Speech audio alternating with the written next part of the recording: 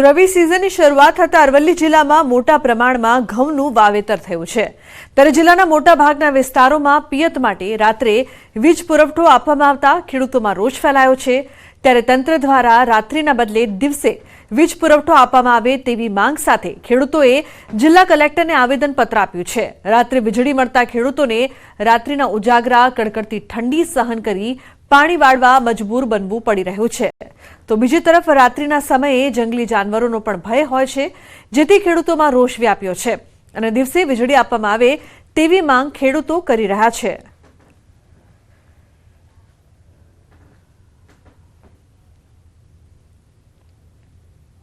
વીજ કંપની રાતના સળંગ 15 દિવસથી પાવર આપી રહી છે, જેના કારણ ખેડૂત અત્યારે રવિ સિઝન ખેતી કરવા માટે મજબૂર બન્યો છે અને ખેતી કરી શકતો નથી।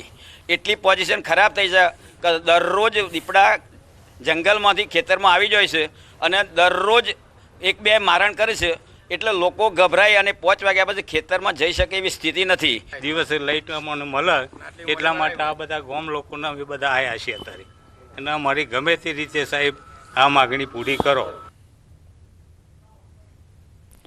તો રાત્રિ વીજ પુરવઠાથી પરેશાની સમગ્ર જિલ્લાના ખેડૂતો ભોગવી રહ્યા છે।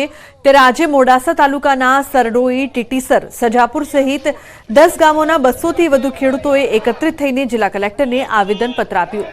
ઉલ્લેખનીય છે કે મોડાસા તાલુકાના આ ગામોમાં છેલ્લા કેટલાક સમયથી રાત્રિ સમયે દીપડા જેવા માનવભક્ષી પ્રાણીઓ ફરી રહ્યા હોય છે। અત્યાર સુધીમાં અનેક પશુઓનું પણ મારણ કર્યું છે। ત્યારે લોકો ભયના ઓથાર નીચે રાત્રિ સમયે ખેતરોમાં જતા પણ ડરી રહ્યા છે। તેવામાં રાત્રિ સમયે અપાતો વીજ પુરવઠો ખેડૂતો માટે જોખમી લાગી રહ્યો છે।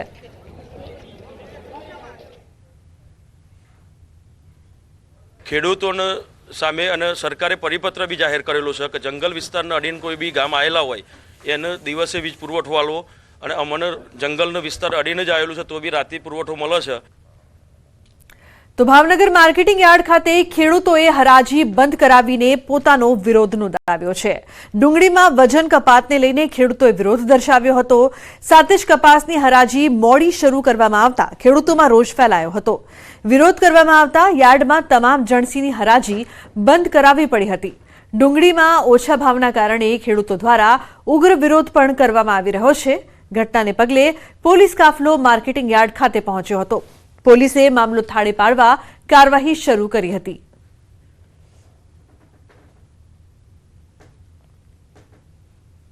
ખેડૂતનો પ્રશ્ન હતો, અત્યારે વેપારીને સમજાવી અત્યારે અરજી શરૂ કરી દીધી છે। આવતીકાલથી અમે પોટકા કપાસમાં અરજી શરૂ કરશું। તો